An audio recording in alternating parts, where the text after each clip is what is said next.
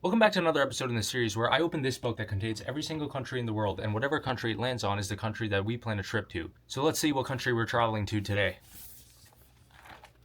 The country we're traveling to today is Grenada. Grenada is a small island country located in the Caribbean. It's known for its spices, volcanic landscapes, natural beauty, and beautiful beaches. On our first day, we're going to arrive at the airport, and the first thing we're going to do is rent a car from Car Rental Grenada. We're going to rent a compact car as the roads are pretty narrow, and you can rent any one of the cars seen here. The rental is going to cost about $130 per person, and that includes a one-time license fee that we need to pay to drive a car in Grenada. Once we have our car, we're going to drive it over to our Airbnb in St. George's. Our Airbnb is not going to be anything too crazy, however, it is in an ideal location, and it's going to have 3 beds, as well as free parking on the property. And it's going to cost roughly $180 per person for 8 nights. For our second day in Grenada, we're going to head over to St. George's Fort, where we'll see spectacular views of Grenada. This is going to be 100% free. Next up, we'll head over to the House of Chocolate, where we'll spend some time and browse through all the chocolate.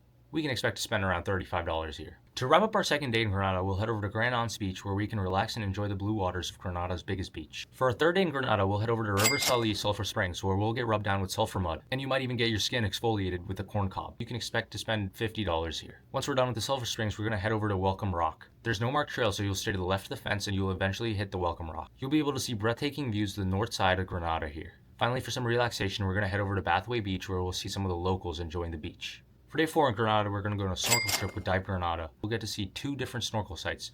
One is going to be an underwater sculpture park, and the other is going to be a reef where we'll get to see beautiful corals. This excursion is going to cost us $95 per person. For day 5, we're going to head over to Grand Etang National Park, where we'll walk around Lake Etang, which is a 1.8-mile long walk. The entrance fee to Grand Etang is around $2 per person. Next up, we're going to head over to Seven Sisters Waterfall. The entrance fee to this waterfall is going to be about $5 per person. Next up on our list is Annandale Waterfalls. You can practically drive up to this waterfall and it's surrounded by tropical rainforest. The entrance fee for Annandale Waterfall is going to be $10 per person. For our 6th day in Grenada, we're going to start off by exploring St. George's Market. We'll be able to see a ton of local vendors selling food and different other items. Next up, we're going to head over to Monoroog Beach. This is a much calmer version of the Grand Anse Beach, but it offers scenic views nonetheless.